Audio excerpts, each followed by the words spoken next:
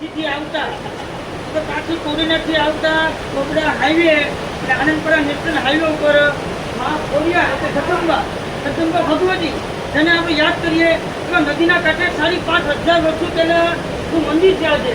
ત્યાં આજે આમ તો હું ક્યારે આવ્યો નથી અહીંયા.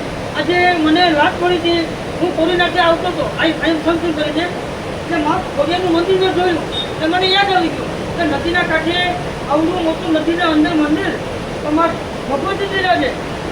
નદીમાં ધોધમાર પાણીની વહેણ જાય છે એટલે મંદિરની અંદર ક્યારેય કોઈ દાદરો છે આમ તો કાઠીથી કોરીના હાઈવે ઉપર આવતા ટોબરા હાઈવે ઉપર આનંદપરા અંબુજા રોડ ઉપર કોરિયાનું મંદિર 5,500 વર્ષોથી જૂનું મંદિર. તો લોકો કહે છે કે હજી કોઈ મંદિરની અંદર કોરિયા બિરાજે છે એ મંદિરની અંદર હજી કોઈ જાતનો કોઈ વાંધો નથી આવ્યો. એટલે દર વર્ષે અહીંયા લોકોને એટલી ભીડ હોય છે કે આજુબાજુના 10 ગામના લોકો અહીંયા દર્શન કરવા આવે છે.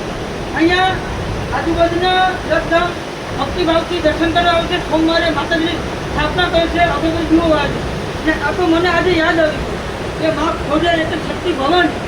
ને હું મારી ગાડી અહીંયા બ્રેક કરી હતી મેં જોયું ને અમુક લોકો મને કીધું ભગવતભાઈ એમ મૂકું નીચે અને દર્શન કરતા રહ્યા. તો મને શું કહે ભગવતી છે કે દર્શન કરતા રહ્યા આપણે માના દર્શન કરવા સારા. ને આજે નદી પર બહુ પાણી ફૂલ જાય છે અહીંયા તો મેં મારી ગાડી બ્રેક કરી દર્શન કર્યા.